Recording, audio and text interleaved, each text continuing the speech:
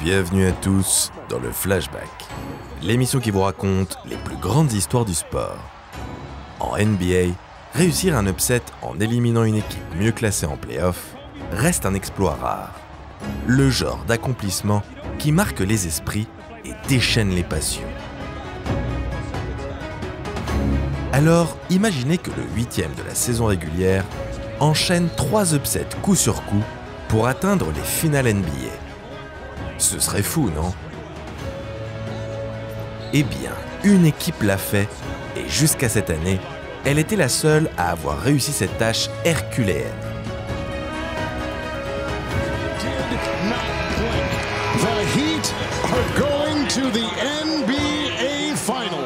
Aujourd'hui, on vous raconte l'épopée des New York Knicks lors des playoffs 1999.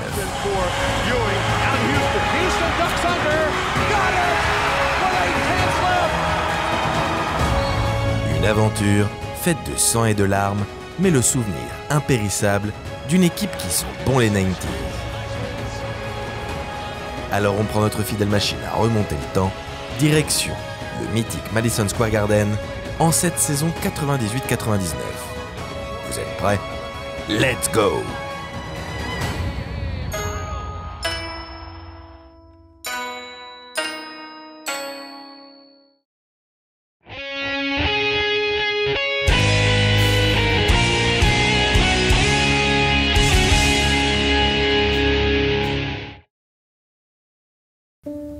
À l'été 98, la NBA est en plein chambardement. Son étoile la plus brillante a une nouvelle fois raccroché les sneakers et un lockout pointe le bout de son nez. En effet, les patrons de franchise et le syndicat des joueurs, menés par Patrick Ewing, ne parviennent pas à trouver un accord concernant le partage des revenus de la ligue. Pour la première fois de l'histoire du sport américain, une saison est impactée par un lockout. 464 matchs, dont le All-Star Game, sont annulés.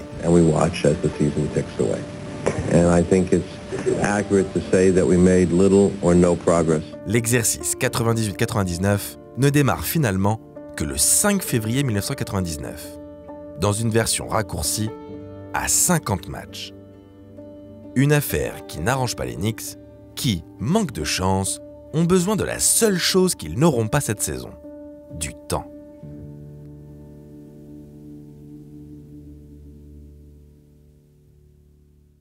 Après des années à se faire maltraiter par Michael Jordan, la franchise de New York voit sa génération dorée arriver en bout de route. Déjà, depuis le départ de Pat Riley en 1995 et les finales perdues face aux Rockets, la Big Apple peinait à trouver un second souffle. Martyrisé pendant près d'une décennie par un Michael Jordan qui avait fait du Garden sa résidence secondaire, les Knicks aimeraient bien profiter de son absence pour retrouver des couleurs. Et pour ça, le front office décide de tenter le diable. Une expression à prendre au pied de la lettre avec le bad boy Latrell Sprewell qui arrive de Golden State. Le joueur se traîne une réputation de danger public depuis qu'il a essayé d'étrangler son coach quelques mois plus tôt. Pour ne rien arranger, l'étrangleur est tradé contre John Starks, véritable chouchou du Madison Square Garden. Dans le même temps, le brave Charles Oakley est envoyé chez les Raptors en échange de Marcus Camby, ancien second choix de draft qui hérite d'une lourde tâche: faire oublier le soldat Oakley, intérieur à l'ancienne, dont le rôle était de protéger la raquette et les stars de l'équipe. Les Knicks étaient jusque-là une équipe de good guys au cœur énorme, mais menée par le parrain en personne.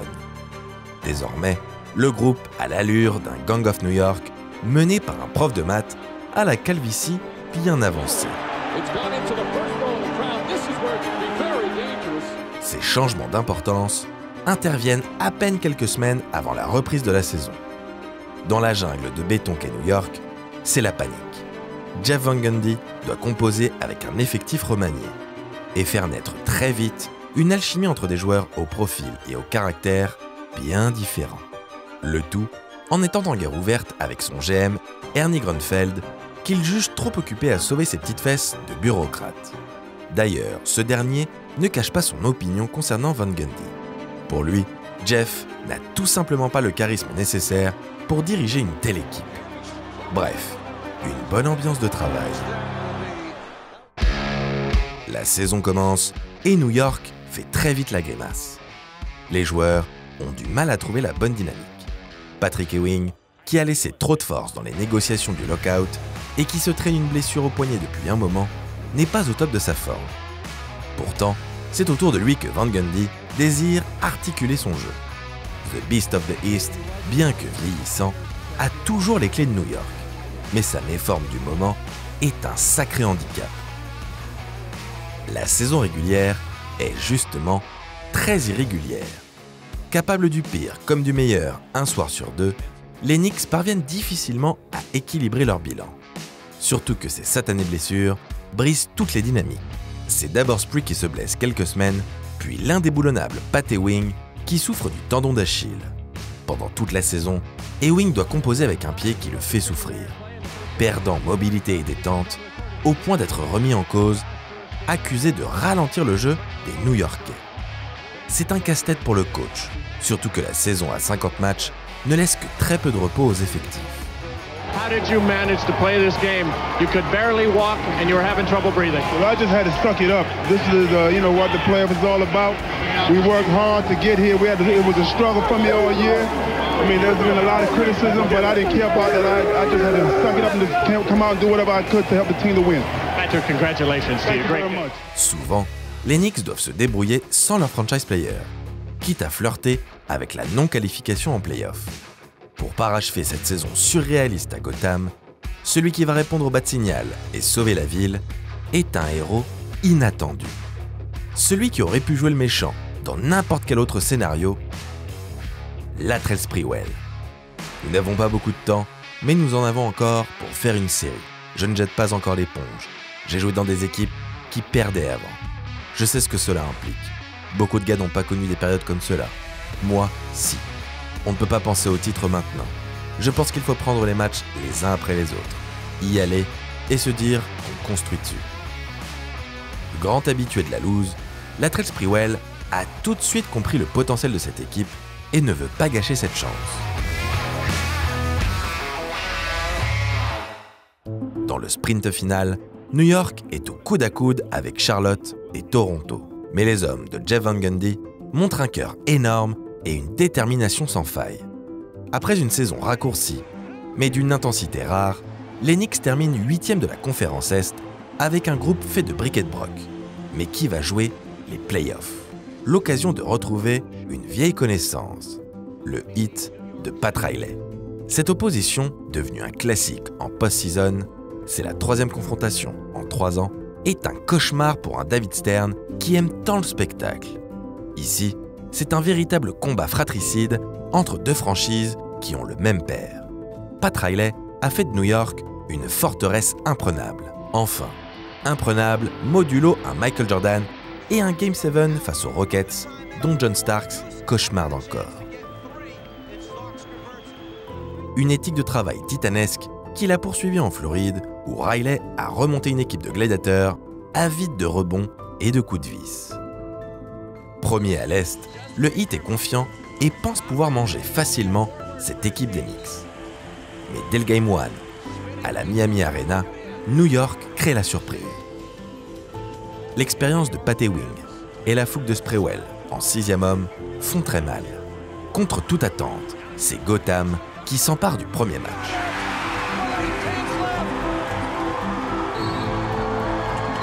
Puis les deux formations se rendent coup pour coup. La Big Apple, fidèle à elle-même, parvient à montrer son meilleur basket pendant un match, puis le pire dans le suivant, ce qui amène la série au Game 5 décisif en Floride. Le match se joue intégralement en apnée. Au bout des 3 premiers quart-temps, le score est de 60 partout. L'ultime reprise prend alors des allures de combat de boxe. Chaque rebond est une bataille sans merci. Chaque possession, une guerre de position. Il reste 4 secondes quand Alan Houston reçoit la balle. Jusque-là, sa performance a été médiocre, mais peu importe. H2O croit en son destin et en son shoot de velours. Il envoie une prière en direction du panier. Ça rentre. finally dropped. The 8th-seeded Knicks would make history by defeating the #1 seed Miami Heat for the first time in the Eastern Conference playoffs. New York, 8e seed de la conférence Est, élimine le Heat, premier au terme d'une saison maîtrisée. L'un des grands favoris pour le titre suprême. C'est la seconde fois de l'histoire qu'un tel upset est réalisé. Ce tir représente bien plus qu'une qualification au tour suivant. C'est un game winner qui vient de faire naître un groupe. Après cette série romantique face aux Heat, les Knicks tombent sur des Hawks menés par une autre bête de l'Est, la montagne Dikembe Mutombo. Bien moins reluisante sur le papier, cette série est difficile à pronostiquer. Car si ces Hawks ne sont pas sexy, on connaît surtout l'irrégularité de la franchise new-yorkaise. Mais cette fois, toute la Big Apple est impliquée. Et ça change tout. Si les Knicks ont eu beaucoup de mal à l'extérieur pendant la saison régulière, en post-season, c'est une autre histoire. Les 2 premières rencontres au Georgia Dome basculent en faveur de l'équipe de Pat Ewing. Un grand nombre de New-Yorkais ont fait le déplacement jusqu'à Atlanta et ils vont en avoir pour leur argent. À Gotham, c'est le même tarif. 2 victoires pour un sweep bien sale. Les Aiglons n'ont rien pu faire dans cette série et comme si l'élimination n'était pas assez amère, la bande à Mutombo part en vacances avec un autre record dans les valises. Celui de la pire adresse de l'histoire sur une série en 4 matchs. 31,6% au shoot. Il était temps d'arrêter le chantier.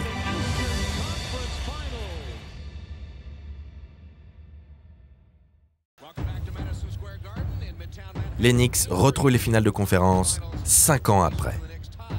Personne n'aurait pu prédire un tel scénario quelques semaines plus tôt. Encore une fois, New York retrouve un adversaire bien connu. Un rival redoutable. Les Pacers de l'Indiana.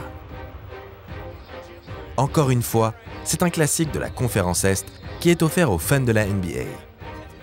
Les 2 antagonistes se sont déjà affrontés en 93, 94, 95 et 98 au cours de séries de playoffs mémorables.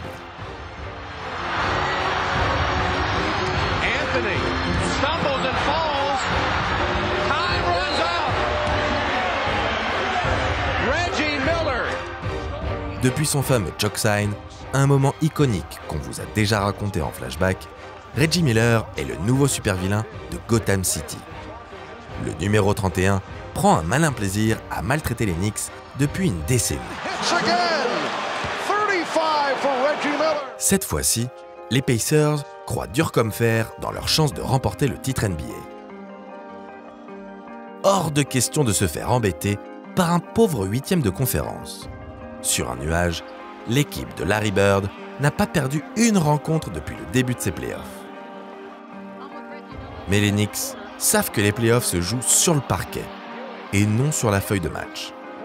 Pour la 3e fois de suite, New York remporte le premier match à l'extérieur pour parfaitement se lancer dans la série. Toute l'équipe est au diapason. Le tendon de Pat Ewing tient le coup. Les lieutenants assurent l'essentiel et l'électron libre Latrell Sprewell dynamite le jeu à chacune de ses entrées. Lors du Game 2, les Pacers se savent déjà au bord du gouffre. Mais coup dur, Pat Ewing traîne la patte. Sur une jambe, il loupe la balle d'égalisation en toute fin de match et les Pacers l'emportent d'un rien. Quelques heures plus tard, le verdict tombe. Déchirure du tendon au-dessus de la cheville, saison terminée. La bête blessée rend son dernier souffle. Mais avant de partir, elle a un dernier message pour ses coéquipiers. Get me my ring. Le Gang of New York a certes perdu son chef, mais compte bien lui rendre le plus beau des hommages. Les Knicks sont certes pénalisés par l'absence d'Ewing dans la raquette, mais ils laissent toute leur force dans la bataille. Dans un Garden en ébullition, les joueurs de New York s'accrochent tout au long du Game 3. À 5 secondes de la fin du match, les Knicks ne comptent que 3 points de retard. Van Gundy veut refaire le coup d'Alan Houston contre Miami. Mais cette fois, la balle arrive dans les mains de Larry Johnson. l'ancien joueur de Charlotte envoie un tir désespéré, avec la faute. Johnson is fouled.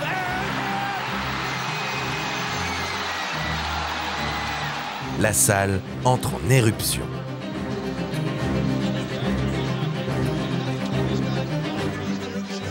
Grand Mama, dans sa bulle, ne tremble pas sur la ligne et donne l'avantage à Gotham dans la série.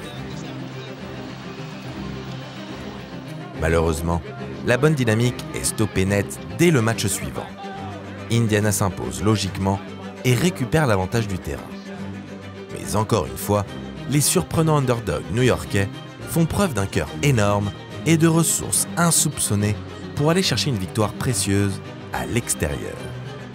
Cette fabuleuse équipe des Knicks, 8e de sa conférence avant le début de ses playoffs, n'est plus qu'à une seule victoire des finales NBA. Du jamais vu. Lors du Game 6, les hommes de Jeff Van Gundy maîtrisent leur sujet, profitant de la maladresse des Pacers et d'un Reggie Miller fantomatique depuis le début de la série. Malheureusement, Larry Johnson, si précieux à 3 points et véritable leader vocal de l'équipe, se blesse et doit quitter les cieux. Larry Johnson is also down for the Knicks. Oh, shit!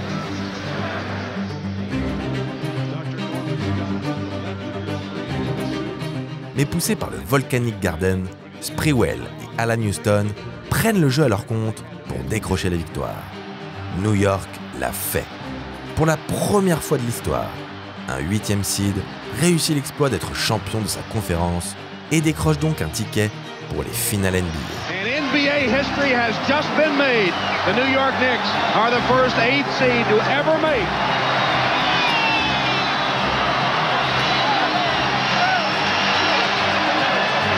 Oh, this feels very good. You know, we're going back to the big show, going back to the big dance. I'm very proud of my teammates. I thought they fabulous. Larry got hurt, but the guys, they came out and did it for us.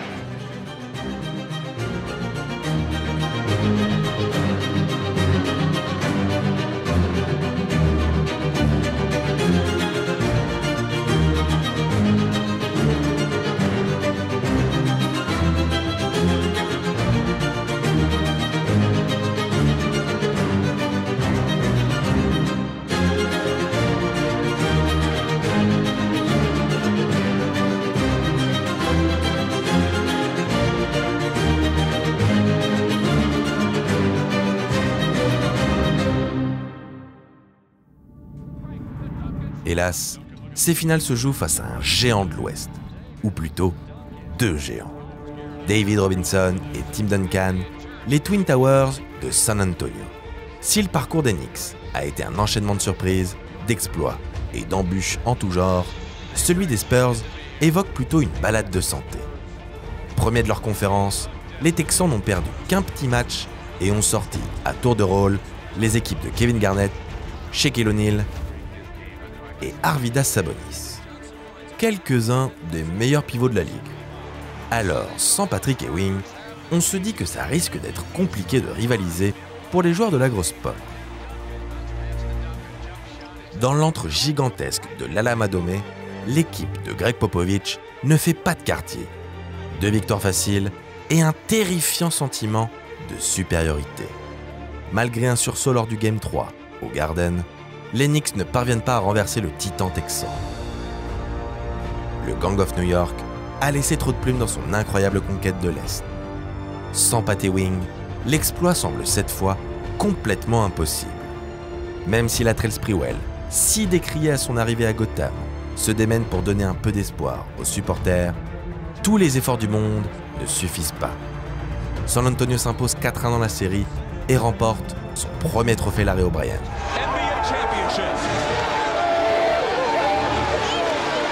It's 26 years coming.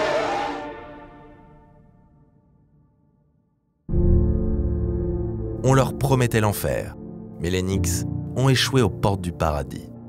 Pendant cette saison 98-99, les fidèles de la Mecque du basketball ont pu voir de leurs propres yeux un véritable miracle. Gangrénés par des problèmes internes, avec une équipe complètement remaniée via des paris complètement fous, Malgré ses satanées blessures, New York a arraché son ticket pour les playoffs dans les derniers instants d'une saison tronquée, pour gravir, dans la douleur, chacune des marches menant au final NBA. Ces Knicks des 90s n'ont jamais rien gagné, toujours tombés sur des monstres du basket. Mais ceux qui s'en souviennent encore, lors de ces playoffs 99, une bande de guerriers improbables a fait vibrer les cœurs de la Big Apple et inspiré le respect des fans du monde entier.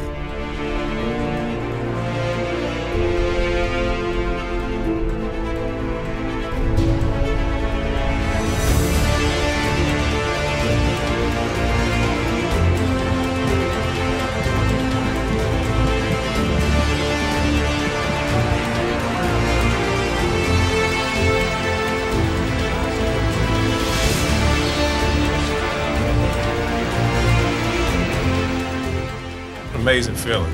It was all or nothing. It was life or death. And we lived. That's the attitude that we pretty much took as a team, is to, hey, let's hit first, let's hit hard, and let's hit often.